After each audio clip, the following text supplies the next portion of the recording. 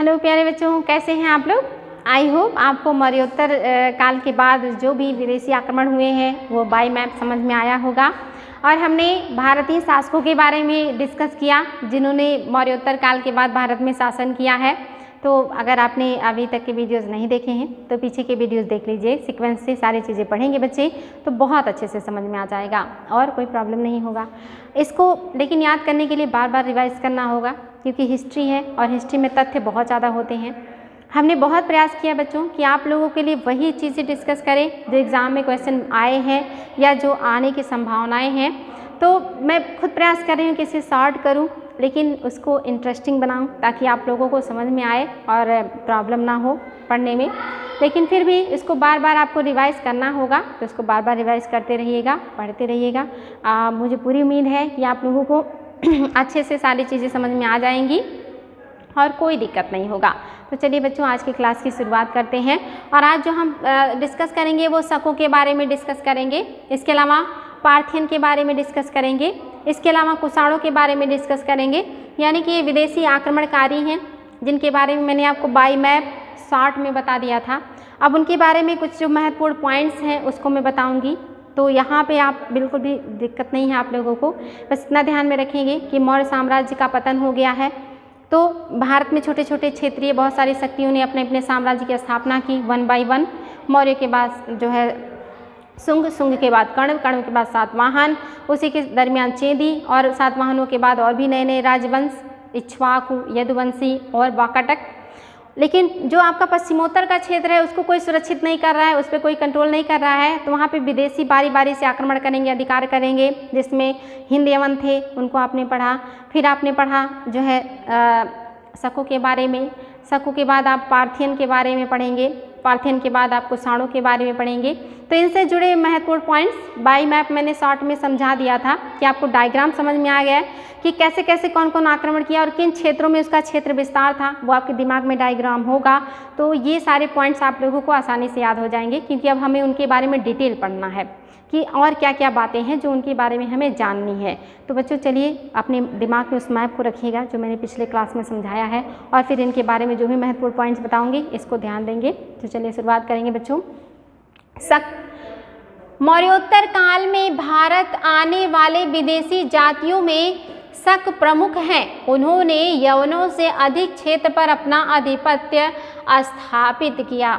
ये इम्पॉर्टेंट है, मैंने आपको मैप में बताया था बेटी कि जो यवन हैं उनका क्षेत्र उतना ज़्यादा नहीं था, वो दो शाखाओं में बटे थे, एक डेमेट्रियस के नेतृत्व में और एक यूकेट्राइडस। दो शाखाओं में बटे थे। एक ने अपनी राजधानी सियालकोट या साकल बनाई थी और दूसरे ने अपनी राजधानी तक्षशिला बनाई थी। सियालकोट वाले में ही मिनांडर थे। तो ये सारे इंपॉर्टेंट पॉइंट डिस्कस हुए थे। लेकिन जो शक थे ये जब जा रहे थे बैक्ट्रिया होते हुए जो है यूरोप के लिए, तो इन्हें बैक्ट्रिया के शासकों ने, यवनों ने युद्ध किया और ये नीचे सिंध के क्षेत्र में मुड़ गए और अपना मुख्यालय सिंध में बनाया। और वहाँ से इन्होंने, इनकी चार शाखाएँ गई, एक पंजाब क्षेत्र में, एक आपने देखा था मथुरा क्षेत्र में, एक आपने देखा था उज्जैन के क्षेत्र में, एक आपने देखा था महाराष्ट्र के क्षेत्र में।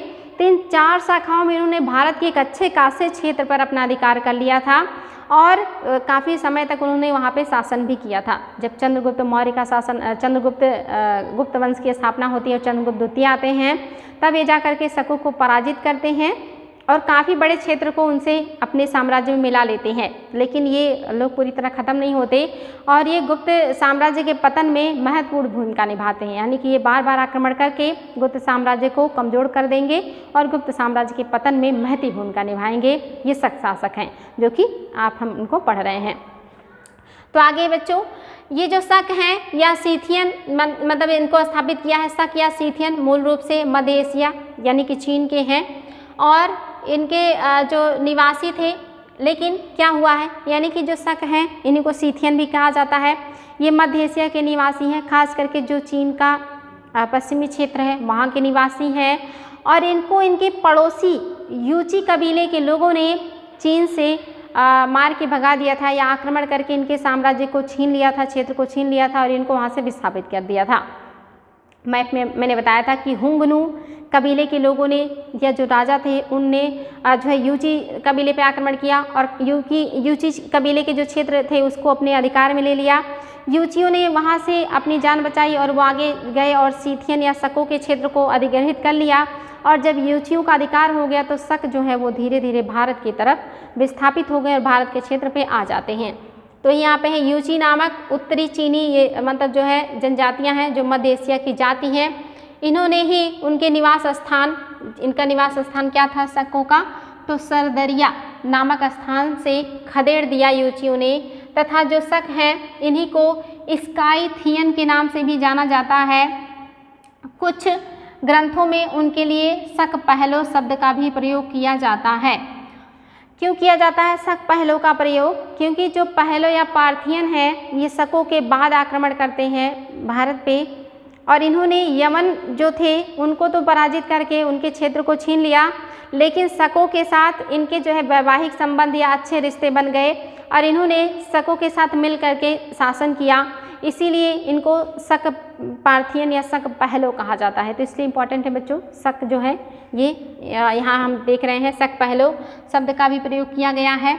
ये जो शक हैं ये भारत में प्रवेश कैसे किए, तो बोलन दर्रे जो कि पाकिस्तान में पड़ता है, इस दर्रे के द्वारा भारत में इनका प्रवेश होता है। और ये सिंध के निचले क्षेत्र में बस गए थे, यानी कि सिंध का जो निचला क्षेत्र है वहाँ पे बस गए। इनका जो मेन मुख्यालय था यहीं पे स्थापित होता है। शकों की 5 जो शाखा है वो भारत में शासन करती रही, यानी कि मेन जो था शाखा वो सिंध के निचले क्षेत्र में था। मैंने मैप में बताया भी था आपको, गुजरात से जो पश्चिम में सिंध के निचले क्षेत्र में मेन शाखा थी और वहीं से भारत के अलग अलग क्षेत्रों में जाते हैं और वहाँ पे अधिकार करना शुरू कर देते हैं। वहाँ से जो पैसे होते हैं, जो अन्न होते हैं, उसका कुछ हिस्सा अपने मुख्यालय को भेजते रहते हैं। इसी को छत्रप प्रणाली कहा गया है, यानी कि जो राज्यपालों के द्वारा शासन किया है शकों ने, और उन राज्यपालों को उस समय छत्रप कहा जाता था और ये गवर्नर के रूप में काम करते थे शकों के लिए। तो इसी को छत्रप प्रणाली कहा जाता है। शकों ने ही छत्रप प्रणाली बड़े पैमाने पर लागू की। ये 5 शाखाएँ हैं। एक शाखा तो आप देखेंगे अफगानिस्तान में स्थापित हुई थी, दूसरी शाखा पंजाब में स्थापित हुई थी, मैंने आपको बताया था पंजाब में। तीसरी जो शाखा है ये मथुरा में स्थापित हुई थी और इसके जो शासक हैं ये हगामनस हैं। और आपको मैंने बताया था पंजाब में जो थे वो मेउस या मोए थे, ये संस्थापक थे, यानी कि पंजाब शाखा के संस्थापक मेउस या मोए थे। और जो मथुरा शाखा है इसके हगामनस संस्थापक थे और अंतिम महत्वपूर्ण शासक जो थे वो सोडास थे। यानी कि मथुरा शाखा के जो शक राजा हैं इनकी जो स्थापना किया है वो हगामनस ने किया है, लेकिन इस राजवंश का या इस शाखा का जो महत्वपूर्ण शासक है वो सोडास है। इसके अलावा जो चौथी शाखा है ये उज्जैन क्षेत्र में स्थापित हुई थी, जिसके संस्थापक चष्टन थे और इन्हीं के नाम पे चष्टन वंश के नाम भी पड़े थे। पांचवी जो शाखा है ये उत्तरी दक्कन में स्थापित हुआ, यानी कि महाराष्ट्र क्षेत्र में स्थापित हुआ था और इसके जो संस्थापक थे ये छहरात वंश के नाम से जो है स्थापित किया गया था। ये सारी चीज़ें मैंने आपको बताई थी कि जो छहरात है ये वंश है और इसके जो संस्थापक थे वो भूमक थे, भूमक। तो ये 4 शाखाएं हैं लगभग जो कि अलग अलग क्षेत्रों में स्थापित हुई हैं और उनके अलग अलग संस्थापक हैं। और ये जो 5वीं शाखा है ये राजस्थान में ही स्थापित हुई थी, जो कि राजस्थान कह रहे हैं बच्चों, अफगानिस्तान में स्थापित हुई थी। इसके अलावा ये 4 शाखाएं हैं जो भारत में शासन कर रही थी और उनके अलग अलग संस्थापक हैं और क्षेत्र हैं। मैप में ये सारी चीज़ें मैंने क्लियर किया है, ध्यान दे दीजिएगा उसको। प्रथम शक शासक मो या मेउस था, उसकी राजधानी तक्षशिला थी। पहला जो शासक था वो मो या मेउस था और उसने अपनी राजधानी तक्षशिला में बनाई थी। सिक्कों के आधार पर उसका साम्राज्य पुष्कलावती, इसके अलावा कपिसा, इसके अलावा पूर्व में मथुरा तक विस्तृत था। और अब मथुरा में आप देख ही रहे हैं, यहाँ पे जो मथुरा शाखा है यहाँ तक इनका जो मेउस है इन्होंने अपना क्षेत्र विस्तार कर लिया था। यानी कि पंजाब के ऊपर जो तक्षशिला है वहाँ से ले करके ये मथुरा तक के क्षेत्र पे मेउस आगे चल करके अधिकार कर लेते हैं। तो यही यहाँ पे दिया हुआ है कि इनका जो क्षेत्र विस्तार है मथुरा तक था और मथुरा से लेकर के मथुरा के आसपास का जो है वो आप देखेंगे हगामनस है और मथुरा के ऊपर से लेकर के तक्षशिला तक का जो साम्राज्य था वो मेउस या मोय के अंतर्गत आता था। आगे है बच्चों, ये सारी चीज़ डिस्कस हो गई।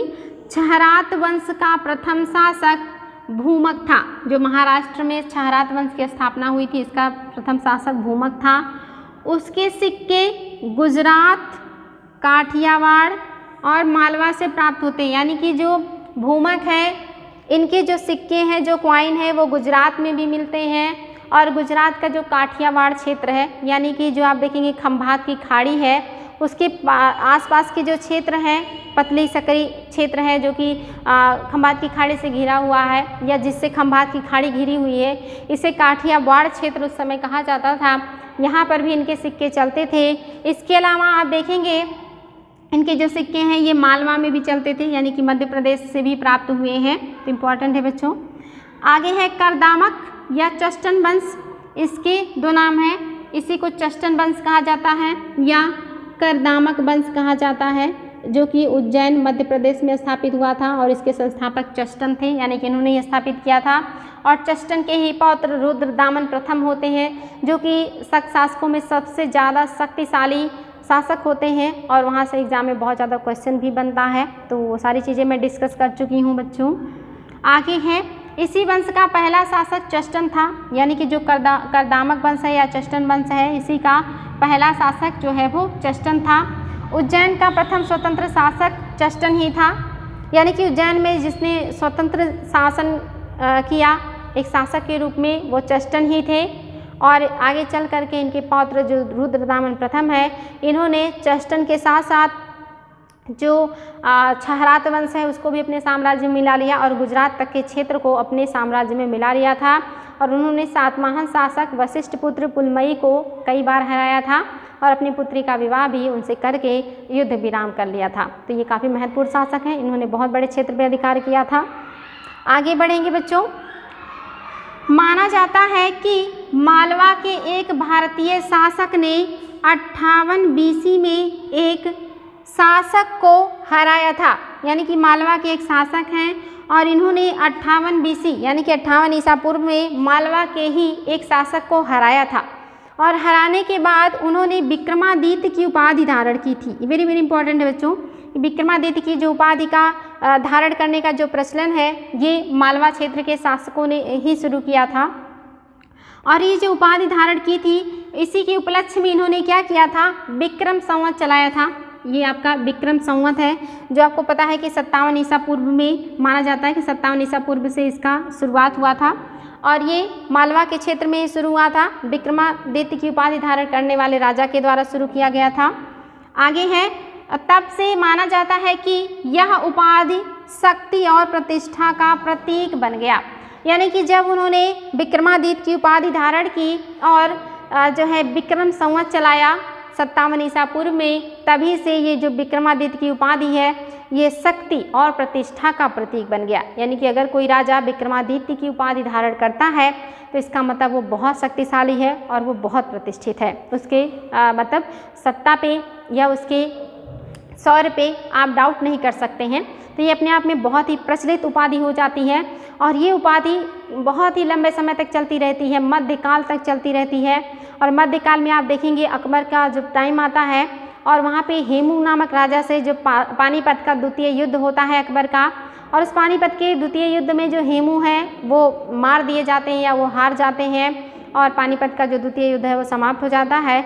तो वो जो राजा थे हेमू नाम के व्यक्ति, जिन्होंने अकबर से युद्ध किया था पानीपत के द्वितीय युद्ध में, ये अंतिम ऐसे व्यक्ति हैं जिन्होंने विक्रमादित्य की उपाधि धारण की। इसके बाद किसी शासक ने विक्रमादित्य की उपाधि धारण नहीं की थी।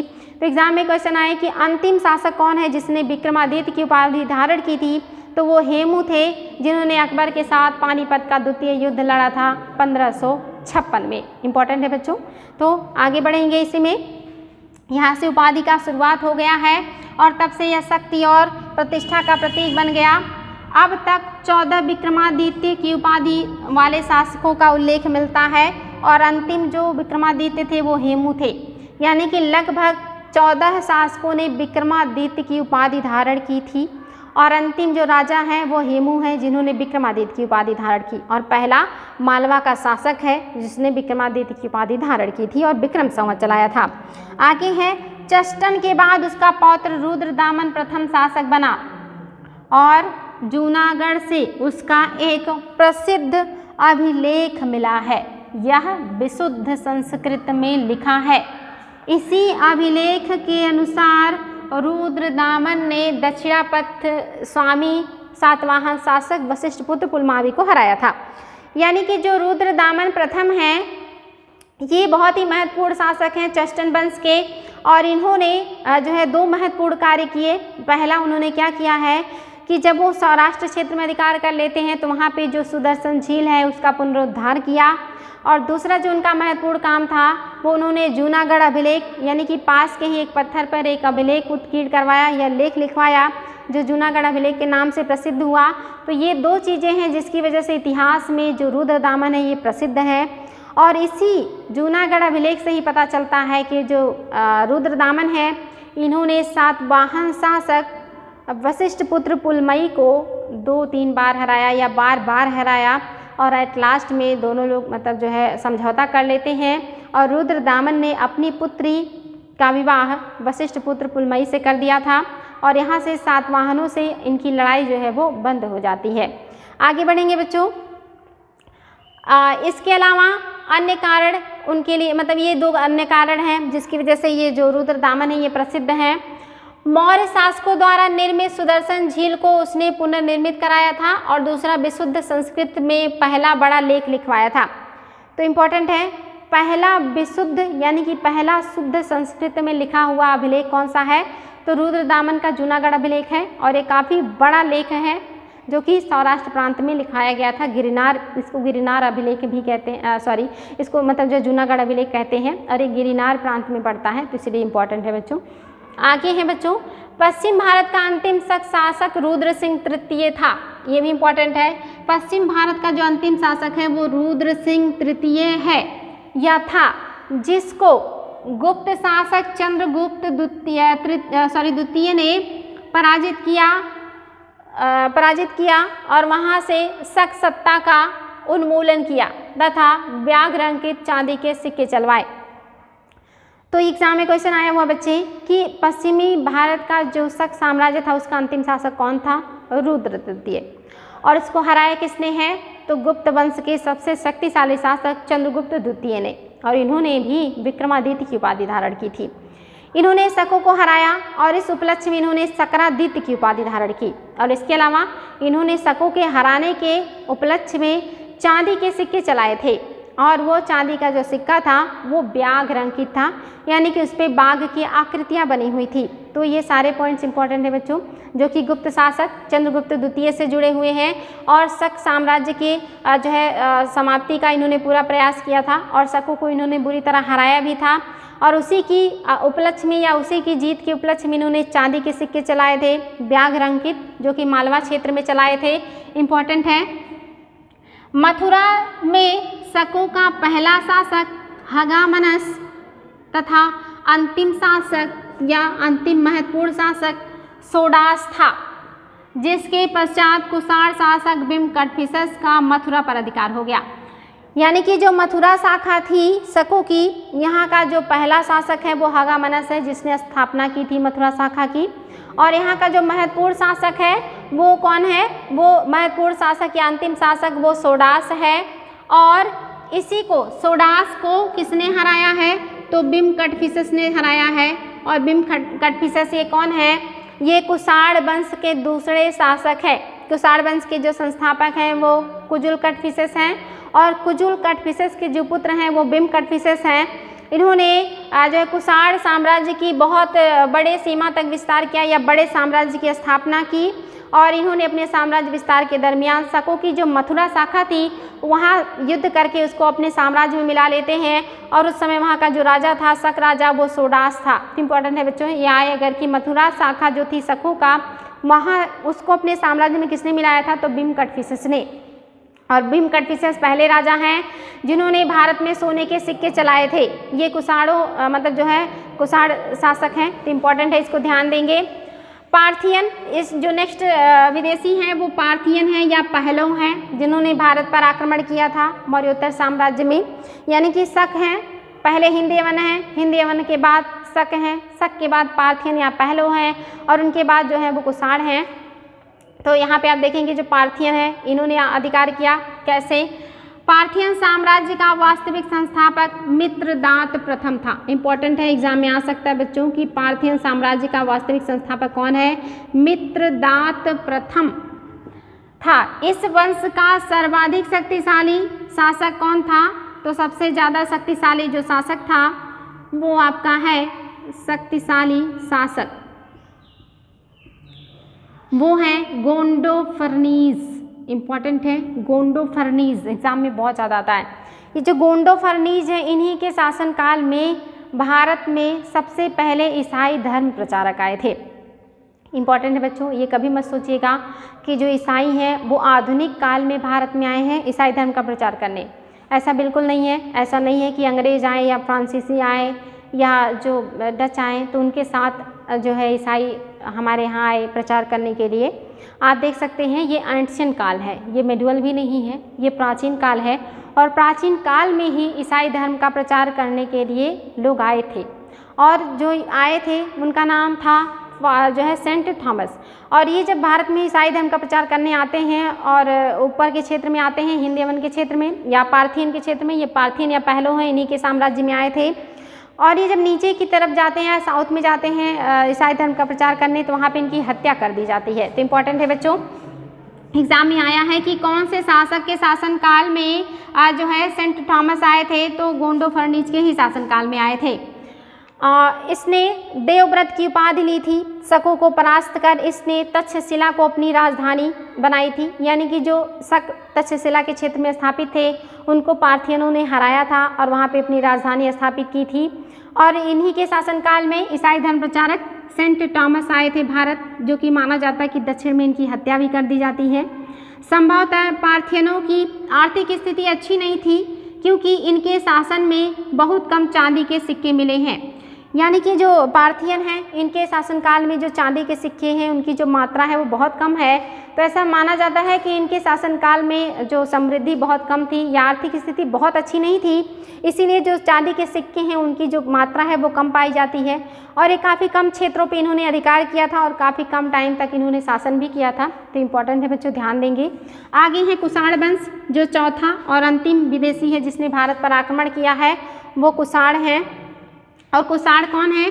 ये यूची कबीले के लोग हैं जिनको हुंगनू कबीले के लोगों ने या हुंगनू जनजातियों ने चीन से जो है भगा दिया था या मध्य एशिया से भगा दिया था, यानी कि इनके क्षेत्रों पर अधिकार कर लिया था।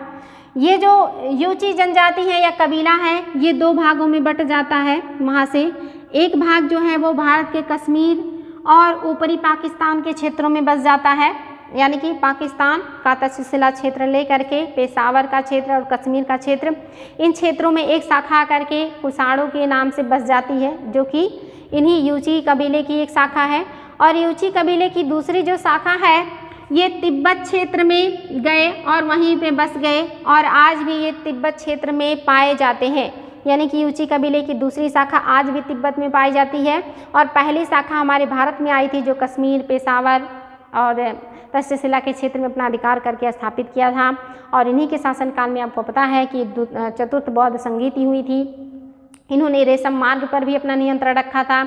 इन्होंने मगध पर आक्रमण करके वहाँ से बुद्ध के दांत या बुद्ध के बिच्छा पात्र, मुर्गा और अश्वघोष को प्राप्त किया था। तो ये सारी चीज़ें हैं। और सबसे शुद्ध सोने के सिक्के चलाने का जो श्रेय जाता है वो कुषाणों को ही जाता है। तो इसलिए इंपॉर्टेंट है बच्चों, वेरी वेरी इंपॉर्टेंट।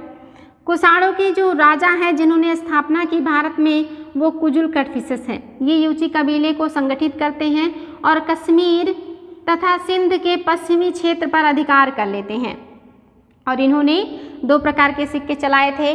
पहला जो है उस पर मुख्य भाग पे यानी कि सामने वाले भाग पर काबुल के अंतिम यवन शासक हर्मियस का उल्लेख है, यानी कि जो काबुल में अंतिम यवन शासक शासन कर रहे थे हर्मियस, उनका उल्लेख है सिक्के के फ्रंट पेज पे।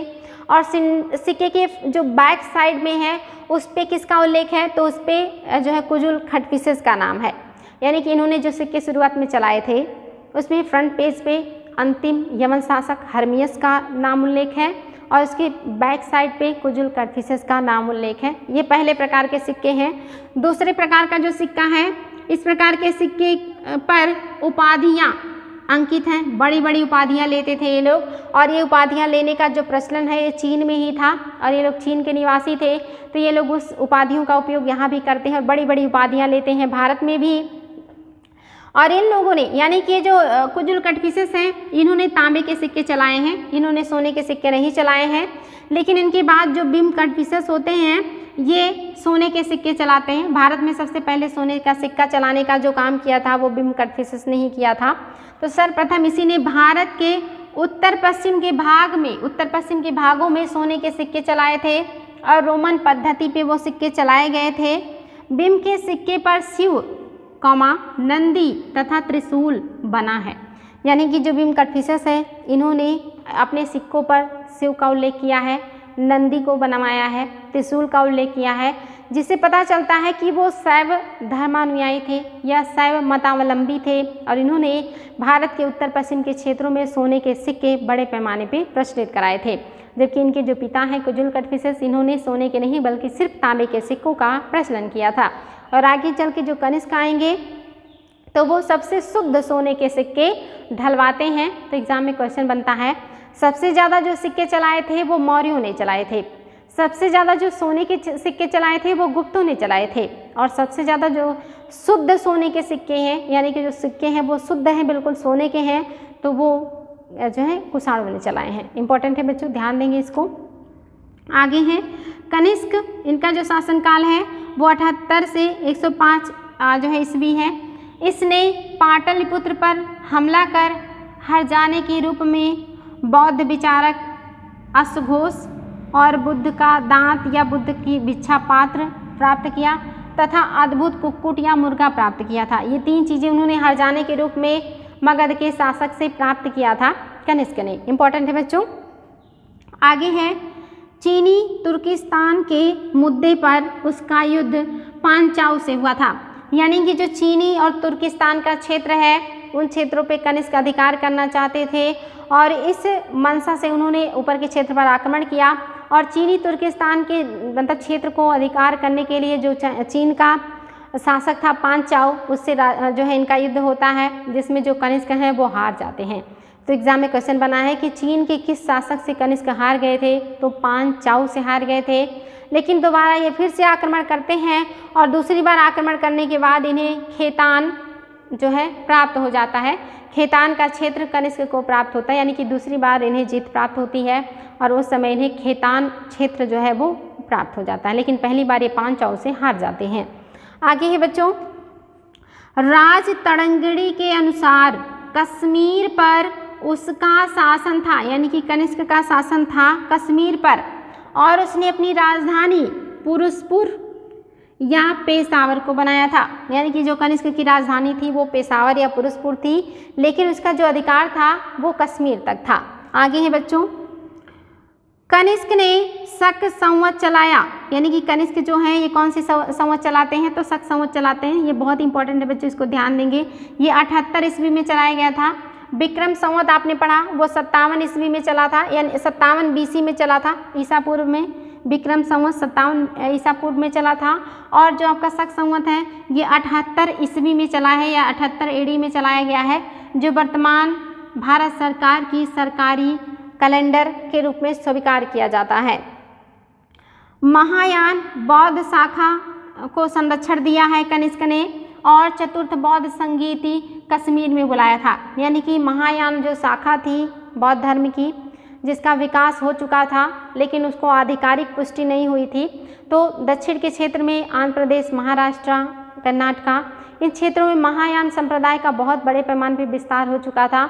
लेकिन इस विचारधारा को जो पूरी तरह से पुष्टि मिली या नाम मिला वो मिला कनिष्क के शासनकाल में, जब चतुर्थ बौद्ध संगीति होती है।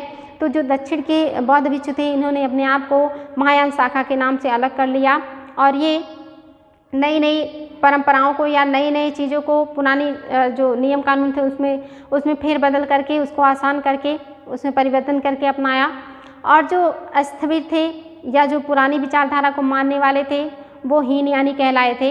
तो इसी मतलब जो बौद्ध संगीति हुई थी, चतुर्थ बौद्ध संगीति कुंडलवन में, जिसके जो अध्यक्ष थे वो वसुमित्र थे और जो उपाध्यक्ष थे वो अश्वघोष थे।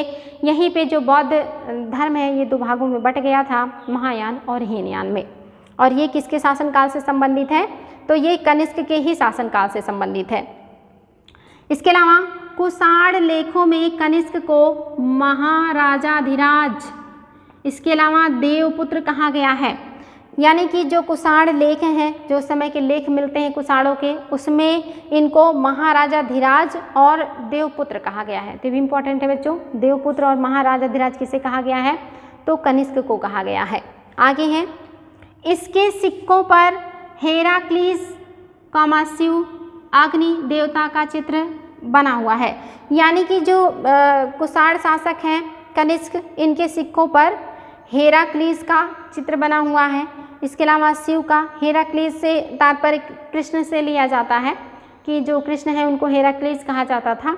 तो हेराक्लीस, शिव और अग्नि देवता का चित्र जो है वो कुषाण शासक कनिष्क के सिक्कों पर इनकी आकृतियाँ उकेरी गई थी या इन्हीं के चित्र को बनाया गया था। आगे है, इसके अलावा तांबे के सिक्के पर बलि चढ़ाते हुए दिखाया गया है। यानी कि इनका जो तांबे का सिक्का है उस पर जो कनिष्क हैं उनको किसी जानवर का बलि देते हुए, यानी कि बलि की बेदी पर बलि चढ़ाते हुए उनके सिक्कों पर दर्शाया गया है। ये कौन सा सिक्का है? ये तांबे का सिक्का है जिस पर दर्शाया गया है। इसके अलावा रेशम मार्ग पर नियंत्रण था इनका। यानी कि जो शासक हैं, जो कनिष्क हैं, इनका जो साम्राज्य विस्तार है ये ऊपर के क्षेत्र में है, पाकिस्तान अफगानिस्तान के बॉर्डर तक है और भारत का कश्मीर का क्षेत्र आता है। नीचे के क्षेत्रों में इन्होंने भी कुछ क्षेत्रों तक, यानी कि बड़े क्षेत्र तक अपना विस्तार किया था। आप देख रहे हैं कि विमकटफिशस ही मथुरा तक अधिकार कर चुके थे और जो कनिष्क हैं इन्होंने तो मगध तक अपने जो है साम्राज्य का विस्तार करने का प्रयास किया और मगध के राजा को हराया भी और वहाँ तक अपने साम्राज्य का विस्तार किया। और ये महत्वपूर्ण क्यों है रेशम मार्ग? तो रेशम मार्ग के बारे में मैंने आपको बताया था कि जो रेशम की खोज है ये चाइना में हुआ था और चाइना से ही रेशम बनाने की जो पद्धति है धीरे धीरे अरबों के पास और अरबों से यूरोपियों के पास और भारत में भी आया था। तो इन रेशम के कपड़ों का मध्य एशिया में और यूरोपीय कंट्रीज़ में बहुत डिमांड रहता था। ये काफ़ी कीमती वस्त्र हुआ करते थे जिसके बनाने की टेक्निक सिर्फ चीन के पास थी या सिर्फ चीन जानता था। तो लोग इन दुर्गम रास्तों से होते हुए चीन जाते थे रेशम के कपड़े खरीदने के लिए, जो कि संभ्रांत वर्ग के लोगों के पास पैसे ज़्यादा होते हैं, उन लोगों के यहाँ डिमांड रहता था, तो व्यापारियों को इससे अच्छे पैसे प्राप्त हो जाते थे। तो ये जो रेशम मार्ग था ये जगह जगह यहाँ पे जहाँ से भी गुजरता था वहाँ के शासकों का इस पर नियंत्रण होता था और जगह जगह वहाँ के शासक उन व्यापारियों से टैक्स लिया करते थे। टैक्स देने की वजह से ही ये कपड़े और महंगे हो जाया करते थे। यानी कि अगर वो कम कीमत में चाइना से खरीदते थे तो जगह जगह इतने लंबे रास्ते तय करने होते थे और जिस जिस साम्राज्य से वो गुजरते थे वहाँ के साम्राज्य के जो शासक होते थे उनको वो टैक्स देते थे। इसी वजह से इनके जो रेशमी कपड़े होते थे ये बहुत महंगे हो जाया करते थे। तो ये जो रेशम मार्ग है इस पर भी कनिष्क का अधिकार था। एग्जाम में क्वेश्चन आया है कि वो कौन सा शासक था जिसका अधिकार रेशम मार्ग पे पाया जाता है। तो ये कनिष्क हैं जिनका अधिकार रेशम मार्ग तक है और ये कनिष्क ही हैं या कुषाण शासक ही हैं जिन्होंने सबसे शुद्ध सोने के सिक्के चलाए हैं। तो इम्पॉर्टेंट है बच्चों, कुछ तथ्य जरूर याद रखिएगा कि जो सबसे पुराने सिक्के हैं वो आहत सिक्के हुआ करते थे जो चांदी के बनते थे। सिंधु घाटी के जो सिक्के होते थे वो सेल घड़ी के बनते थे। इसके अलावा आगे जब आएंगे तो आप देखेंगे कि जो श्रेणियाँ हैं, जो शिल्पियाँ हैं, ये सिक्के वगैरह की ढलाई किया करते थे, राजा नहीं करते थे। लेकिन मौर्य साम्राज्य में बहुत बड़े पैमाने पर सिक्कों की ढलाई हुई और मौर्य साम्राज्य के पतन के बाद जो शासक हैं इनके नाम से सिक्के जुड़े, यानी कि जो शासक हैं उन्होंने सिक्के ढालना शुरू किया। और जो इंडो ग्रीक शासक हैं इन्होंने सबसे पहले ऐसे शासक हैं जिन्होंने सिक्कों पर आकृतियाँ और राजाओं की आकृतियाँ और दूसरी आकृतियों को उकेरने का प्रयास किया था। जो सातवाहन शासक हैं इन्होंने शीशे या पोटीन के सिक्के चलाए थे और ये सिक्कों का एक इतिहास सा बन गया है। यानी कि सबसे प्राचीन जो सिक्के का प्रमाण है वो सिंधु घाटी सभ्यता से मिलना शुरू होता है। वैदिक काल में सिक्के का बहुत ज़्यादा प्रचलन नहीं था, लेकिन निष्क नामक सिक्के का जो है महत्वपूर्ण स्थान था।